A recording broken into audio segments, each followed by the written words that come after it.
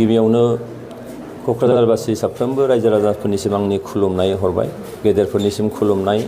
आंनि लोगोफोरनिसिम आंनि गाहाम अनसायनाय आरो उन्दैफोरनिसिम आंनि अननायखौ जासिहरबाय जे दिनै आङो जयन्त बसुमतारी 1 नं क'क्राझार लकसभा समस्तिनि आं इउपिपिएलनि बिजाथि आरो एनडिएनि मदद होजानाय बिजेपि आरो एजिपिजों मदद होजानाय एनडिएनि सासे बिजाथि महरै नोंथांमोननि खाथिसिम आङो मोनसे आंनि दुखु फोरमायनो लुबैदों जे जेन' बिजाथि सायख'जाखांनायनि उननिफ्राय आङो गुबुन गुबुन जायगा गुबुन गुबुन थावनियाव जोंनि मोनथामबो दोलोनि जोंनि बिबानगिरि मददगिरि रायजो राजाफोरजों लोगो हमलायनायनि मोनसे खाबु आङो लादोंमोन नाथाय दुखु गोनां बाथ्रा जे थांनाय मार्च दाननि 22 अक्ट'निफ्राय जागायनानै दिनैसिमाव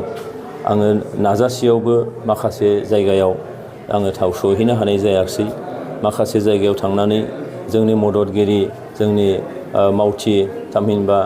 रायजो राजाफोरजों लोगो हमलायनो आं बे खाबुखौ लानो हानाय जायाखिसै मानोना समनि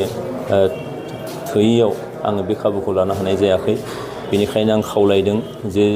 जोंनि साफ्रोमबो रायजो राजाफोरखौ जाहाथे दुखु मोना साफ्रोमबो रायजो राजाफ्रा जाहाथे बयबो गावनिनो असे होननानै जाहाथे अननाय मोनसे बा निमाहा होयो जेन' इयुनाव देरहाखांनायनि उनाव जिहेथु आरोबाव नोंथांमोनजों खेबसेबाव लोगो हमलायनायनि मोनसे खाबुआ जाहाथे जानानै फैयो आं बेखौ मिजिं खालामदों थ' मानगोनां रायजो राजाफोर जोङो साननांगौ बाथ्राया बेसो जिहेतु क'क्राझार लकसभा बियाबखौ दाजेननायनि उननिफ्राय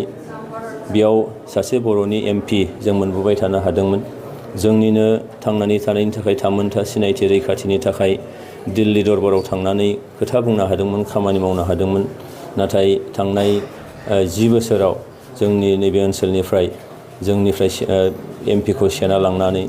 जोंनि थामोनथा सिनायथि रैखाथिनि थाखाय हाबा मावनाय खामानि मावनाया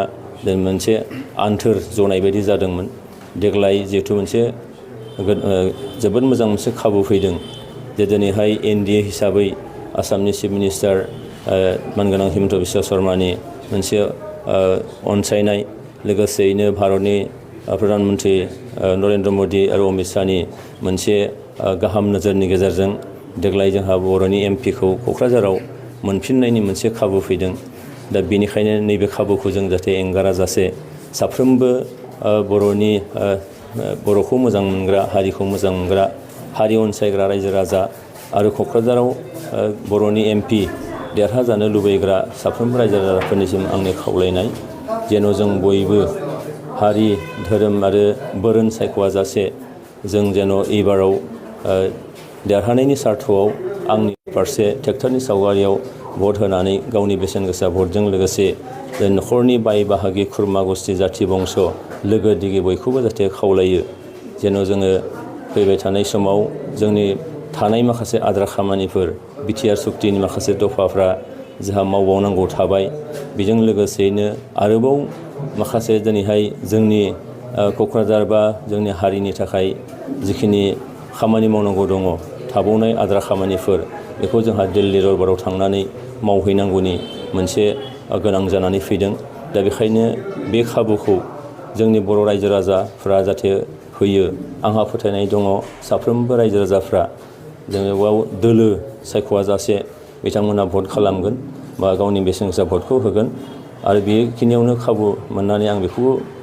साबायखर होनो सानदों जे दिनैहाय आंखौ देरहाहोनायनि थाखाय दिनैहाय गोबां माहारियारि आफादफोर दोलो संगठनफ्रा मदद खालामदों दिनै इउपिपिएलखौ ट्रेक्टरनि सावगारियाव भट होनो थाखाय बिथांमोना खावलायदों दा बेखायनो बयखौबो आङो गोसो गोरबोनिफ्राय आंनि खुलुमनाय सिबिनाय हरदों आरो एबाराव जाहाथे जोङो बयबो गाव गावनि भटखौ जाहाथे नस्थ' खालामा जासे बयबो जाहाथे ट्रेक्टरनि सावगारियाव भट होनानै फैबाय थानाय समाव क'क्राझार ओनसोल बियाबनि बेखौ मोजाङै दाफामनायनि थाखाय हाबा मावनांगौ जोंहा बे ओनसोलाव गोजोन खौसेथि आरो रैखाथिखौ गोजोर खालामनांगौ जोंनि गेजेराव बिदा फंबाय सानलायनायखौ जाहाथे गोजोर खालामनानै जोङो